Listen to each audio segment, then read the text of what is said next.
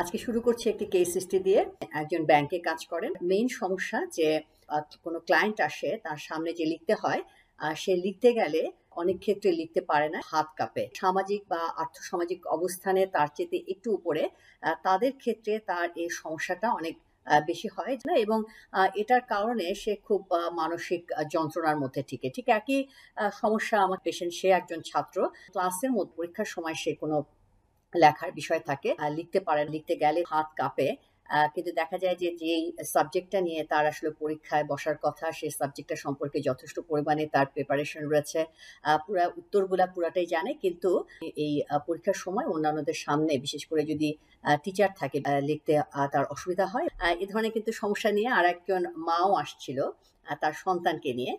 সে বলল যে তার বাচ্চাটা স্কুলে যখনই সে কোনো টিচার কোনো কিছু লিখতে বলে, তখন সে লিখে না। ক্লাসে সে কোনো রকমের আসলে লেখালেখির কাজগুলা ঠিক মতো করে না, কিন্তু কোনো কিছু পড়া বললে সে খুব সুন্দর মতনই হলো পড়াটা সে বলে। স্কুলে তার লিখতে হবে, স্কুলেই সে যাওয়াটা বন্ধ করে দিয়েছে, বা স্কুলে সে একেবারে যেতে চাচ্ছে না।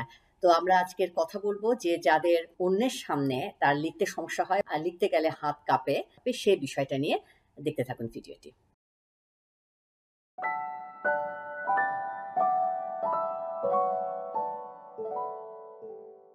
আমরা যে ৩টা কেস নিয়ে আলোচনা করলাম, এই ৩টা কেসেরই একটা জায়গায় সমস্যা। অর্থাৎ তারা যখনই অন্যের সামনে কিছু পারফর্ম করতে হয়, লেখা সংক্রান্ত কোনো পারফর্ম করতে হয়, হাতের অতিরিক্ত ট্রেমার বা তার কাঁপুনি হয়, যার কারণে তার লেখাটা ঠিক মতন সে লিখতে পারে না অনেক ক্ষেত্রে, বা লেখাটা যতটুকু তার পারফর্ম করার কথা ছিল সেটা কম্প্রোমাইজড হচ্ছে। অন্যের সামনে তার এই লিখার ব্যাপারটা হয়, তখন মনে হয় আমি সে পারবো না, খুব নার্ভাস লাগে। অন্যান্যদের সাথে খুব একটা মিশতে পারেনি। ছোট যে বাচ্চাটি, তারও কিন্তু মোটামুটি সে একাই থাকে। তাদেরও কি ঠিক অন্যান্য মা বলল যে তার স্কুলের যে অন্যান্য যে সহপাঠী, তাদের সাথে সে খুব বেশি মিশে না। ক্লাসে সে একদম কোনায় একা বসে থাকে। মানে টিচার যেটা কমপ্লেন করে যে সে খুব ভালো, চুপচাপ, শান্ত, কিন্তু সে দেখা যায় অন্য মানে বাচ্চাদের সাথে যেটা এক্সপেক্টেড, যে তার স্বাভাবিক যে তার স্বতঃস্ফূর্ততা, সেটা সে ঠিক থাকে না। অন্য যে দুজন যে বড়রা বা প্রাপ্তবয়স্ক যারা, যে একজন ব্যাংকে কাজ করে বা যে ছাত্র, তাদেরও মধ্যেও কিন্তু তাদের খুব লিমিটেড ফ্রেন্ডস, সামাজিক যে মেলামেশা, সেই জায়গাটা তাদের খুব একটা নেই। তো আমরা যখন আসলে একটু এক্সপ্লোর করলাম, হিস্ট্রি নিলাম, তখন দেখলাম যে ঠিক এরা যে ইচ্ছা করে যে অন্যদের সাথে মিশে না, ব্যাপারটা তা না। অর্থাৎ তাদের যে নিড, সাইকোলজিক্যাল যে নিড অন্যের সাথে মেলামেশা করা, বন্ধুত্ব করা, সেটা কিন্তু ঠিক অন্য ৮-১০টা মানুষের মতন একই রকমের আছে, বা অনেক ক্ষেত্রে একটু বেশিও রয়েছে। এক ধরনের তাদের মনের মধ্যে বিষণ্ণ থাকে, যে অন্যরা যেভাবে খুব স্বতঃস্ফূর্তভাবে মেলামেশা করে, যা লাইফটাকে তারা এনজয় করে, তারা ঠিক সেভাবে করতে পারছে না, মিশতে পারে না। কারণ মেশার ক্ষেত্রে যখনই তারা মানুষের সাথে সম্মুখীন হয়, যখনই তারা অন্যদের সাথে ইন্টারাকশন করে, তখন এক ধরনের উদ্বেগ তৈরি করে, নিজেদের মধ্যে এক ধরনের হীনমন্যতা বোধ করে, এবং এক ধরনের তারা ইনঅ্যাডিকুয়েট মনে করে। এবং যখনই অন্যদের সাথে ইন্টারাকশন করে, বিশেষ করে নতুন কারোর সাথে যখন সে ইন্টারাকশন করে, তখন সে ফিল করে যে সম্ভবত তার আচার-আচরণ, কথাবার্তা, সেটা খুব একটা অকওয়ার্ড হচ্ছে। অন্যরা হয়তো তাকে খুব একটা নেগেটিভলি তাকে ইভালুয়েট করছে। সে যথেষ্ট পরিমাণে বোধহয় অন্যদের সাথে মতন স্মার্ট না। অন্যের সামনে গেলেই ধরনের সেলফ এস্টিমটা, অর্থাৎ নিজের প্রতি যে মর্যাদাবোধ, তার সেটা খুব থ্রেটেন্ড সে ফিল করছে, যে অন্যের কাছে সম্ভবত সে খুব বেশি পজিটিভলি রিপ্রেজেন্ট করছে না। যখনই তারা অন্যের সাথে ইন্টারাকশন করে, সত্যি তাদের পারফরমেন্স ব্যাহত হয়। অনেক ক্ষেত্রে তারা ভেবেই পায় না কি কথা বলা যাবে, মাথার মধ্যে যেন কোনো কথা আসে না, অনেক সময় গলা শুকিয়ে যায়, অনেক সময় হাত পা কাঁপাকাঁপি করে। অনেকের মধ্যে আবার একটু স্ট্যামারিং, মানে একটু কথাটা বা বেঁধে যায়, এরকমও কিন্তু অনেক ক্ষেত্রে হয়ে থাকে। যখন হঠাৎ করে তার গলা শুকিয়ে যাচ্ছে, যে পারফর্মটা সে অতখানি ভালোভাবে করছে না, বেগটা তার আরো বেশি হয়, এবং পারফরমেন্সটা অনেক ক্ষেত্রে খারাপ হয়। ফলে এই ধরনের সামাজিক সিচুয়েশন থেকে দূরে রাখে, এবং এক ধরনের অ্যাভয়েডেন্স, অর্থাৎ সোশ্যাল অ্যাভয়েডেন্স তাদের মধ্যে কাজ করে, এবং সামাজিক যে নানা রকম অনুষ্ঠানে যাওয়া, সেটাও খুব বেশি অতখানি অংশগ্রহণ করে না। অর্থাৎ শুধুমাত্র যে তারা বন্ধু-বান্ধব বা নতুন মানুষের সাথে মেলামেশা করতেই তাদের সমস্যা হয়, তা না। তাদের যে পরিচিত পরিবেশেও কিন্তু খুব বেশি তাদের ইন্টারাকশন করে না। তবে খুব ক্লোজ যারা, যেমন একদম পরিবারে যাদের সাথে তারা থাকে, তাদের সাথে কিন্তু আবার সে খুব স্বতঃস্ফূর্তভাবেই মেলামেশা করতে পারে, স্বতঃস্ফূর্তভাবে কথা বলতে পারে। মূল যে উপসর্গটি নিয়ে আমরা আলোচনা করছিলাম, যে হাত অন্যদের সামনে হাত কাঁপে, এরা প্রত্যেকেই সামাজিক ভীতি নামক এক ধরনের উদ্বেগজনিত মানসিক রোগে তারা DSM-5 এটাকে সোশ্যাল অ্যাংজাইটি ডিসঅর্ডার নামে পরিচিত। এবং এই সোশ্যাল অ্যাংজাইটি ডিসঅর্ডারে যারা ভুগে থাকে তাদের যে কোনো ধরনের সামাজিক সিচুয়েশন, অর্থাৎ যখনই অন্যদের সাথে তার ইন্টারাকশন করতে হয়, অন্যদের সামনে কোনো কিছু পারফর্ম করতে হয়, নিজের যে কম্পিটেন্স সেটা ডিসপ্লে করতে হয়, সেখানে তাদের এক ধরনের উদ্বেগ তৈরি হয়। আমরা জানি যে উদ্বেগের নানা রকমের শারীরিক এবং মানসিক কিন্তু সিমটম থাকে।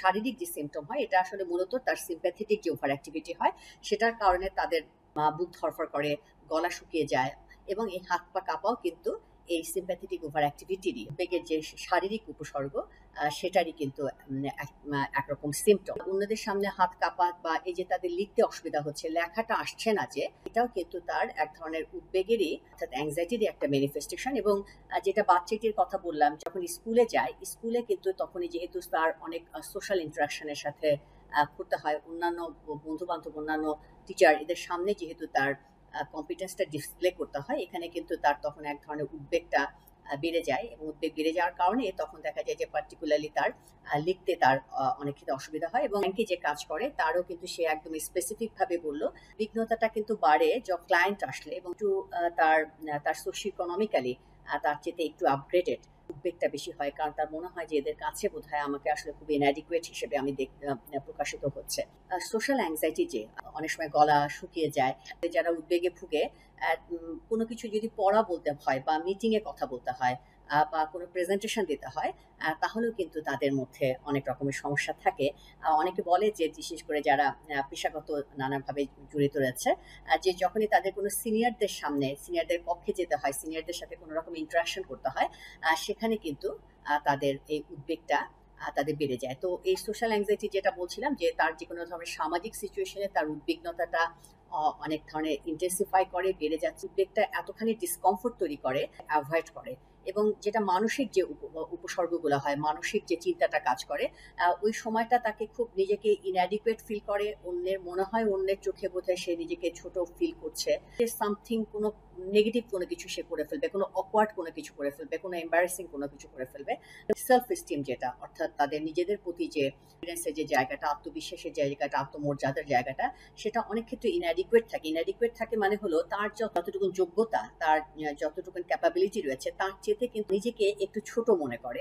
সোশ্যাল সিচুয়েশন গুলা, অর্থাৎ অন্যের সাথে যেহেতু ইন্টারাকশনটা সে অ্যাভয়েড করে। সোশ্যাল অ্যাংজাইটি ডিসঅর্ডার বা সামাজিক ভীতি যারা ভুগে থাকে, কোমরবিড ডিপ্রেশনও থাকে, মন খারাপ থাকে। মন খারাপ থাকে এই কারণে এদের যে কম্পিটেন্স, তাদের যে নিজের যে দক্ষতা, পোটেনশিয়ালিটি বা সম্ভাবনা যে জায়গাগুলো আছে, সেটা যেহেতু সে অতখানি এক্সপ্লোর করতে পারে না, সে নিজেকে প্রকাশ করতে পারে না, সেটা কিন্তু এক ধরনের তার মধ্যে বিষণ্ণতা তৈরি করে। তার যে পোটেনশিয়ালিটি ব্যাপার তা না, তার কি অন্যান্য যে স্বাভাবিক লাইফের সাথে সংশ্লিষ্ট হওয়ার ব্যাপার, অর্থাৎ অন্যর সাথে মেলামেশা করা, বন্ধুত্ব করা, লাইফটাকে অন্যের সাথে মিলে যে এনজয় করার কথা, এই জায়গাগুলোতেও যেহেতু সে ঠিক আর 10টা মানুষের মতো পারে না, অর্থাৎ তার যে ইমোশনাল যে নিডটা রয়েছে, সেই ইমোশনাল নিডটাকেও স্যাটিসফাই করতে পারে না এই তার অ্যাংজাইটির কারণে, যার কারণে কিন্তু এটাও তাকে এক ধরনের বিষণ্ণ করে তোলে। তো আপনারা যারা সামাজিক রোগে যারা ভুগছেন, সামাজিক ভীতিতে যারা ভুগছেন, তারা অবশ্যই হলে এ ধরনের যারা সমস্যা থাকে, যে অন্যের সামনে লিখতে সমস্যা হয় বা লিখতে পারছে না, লেখা আটকে যাচ্ছে, এবং স্পেসিফিক্যালি কোনো স্ট্রেসফুল সিচুয়েশনে যখন এটা বেশি বেড়ে যায়, অন্যদের সাথে মিশতে বা নতুন কারোর সাথে কথা বলতে অসুবিধা, মিটিংয়ে নতুন কারোর সাথে ইন্টারাকশন করতে যাদের আপনারা উদ্বেগ বোধ করেন, ঠিক মতো করে করতে পারেন না, এবং এই সিচুয়েশনগুলো যারা অ্যাভয়েড করেন, মানসিক স্বাস্থ্যসেবা নেবেন। স্বাস্থ্যসেবা, মানসিক স্বাস্থ্যসেবা কিন্তু এই সমস্যাগুলো অনেকখানি হলো সমাধান সম্ভব। আমরা যে 3জন কেস নিয়ে আমরা কথা বলছিলাম, আমরা তাদেরকে যে ট্রিটমেন্টটা দিয়েছি, আমরা মূলত তার সাইকোলজিক্যাল যে ট্রিটমেন্ট, এটার সাথে আমরা কিন্তু কিছু ফার্মাকোলজিক্যাল, অর্থাৎ ওষুধের মাধ্যমে, কিন্তু ওষুধটা হলো সাময়িক ভাবে দেওয়া হয়েছে, কারণ হলো যে উদ্বেগটা তৈরি হয়, উদ্বেগটা কমানোর জন্য যে ওষুধগুলো দেওয়ার সাথে সাথে আমরা কিছু সাইকোলজিক্যাল বা সাইকোথেরাপি, এবং এর ক্ষেত্রে আমাদের স্পেসিফিক্যালি হলো এক্সপোজার থেরাপিটা আমরা দিয়ে থাকি, এবং বিশেষ করে গ্র্যাজুয়াল এক্সপোজার থেরাপি, অর্থাৎ যে সিচুয়েশনগুলো সে ভয় পাচ্ছে, সেটা সে ওষুধের সহায়তায় ধীরে ধীরে তাকে এক্সপোজ করতে সাহায্য করা, উদ্বেগটা রয়েছে এই উদ্বেগটাকে আস্তে আস্তে করে অ্যাডাপ্ট করতে সাহায্য করা। তো যখনই তার উদ্বেগটা কমে আসে, অন্যের সাথে কথা বলতে তার তো ভয় লাগছে না, মিটিং এ কথা বলতে ভয় লাগছে না, অন্যের সামনে লিখতে কথা বলতে ভয় লাগছে না, তার কিন্তু হলো কনফিডেন্সটা বুস্ট আপ করে এবং দেখা যায় যে এই যে তার নিজের প্রতি আত্মবিশ্বাস তৈরি হলো, সেলফ এস্টিমটা বুস্ট আপ হলো, নিজের জিনিসটাকে অনেকখানি হ্যান্ডেল করার ক্যাপাবিলিটি যখন তৈরি হলো, তাহলে কিন্তু অটোমেটিক্যালি সেই জিনিসটাতে রিইনফোর্সড হয় এবং হলো ফার্দার সে আরো প্রোগ্রেস করতে পারে এবং একটা স্টেজে কিন্তু যখন সেই বিহেভিয়ার থেরাপিটা ঠিকমতো বা এক্সপোজার থেরাপিটা ঠিকমতো করে অ্যাডাপ্ট করে ফেলে, তখন আস্তে আস্তে কিন্তু আমরা আসলে ওষুধ কমিয়ে দিই। তো সামাজিক ভীতি খুবই আসলে খুব বিষণ্ণ করে, যেটা বলছিলাম, এই ধরনের সমস্যাতে কষ্ট না পেয়ে আপনারা মানসিক স্বাস্থ্য সেবা গ্রহণ করবেন, অন্তত সাইকিয়াট্রিস্টের কাছে একটা অ্যাসেসমেন্টে আসবেন, দেখবেন আপনাদের কোয়ালিটি লাইফটা অনেক ইমপ্রুভ হবে। ধন্যবাদ সকলকে।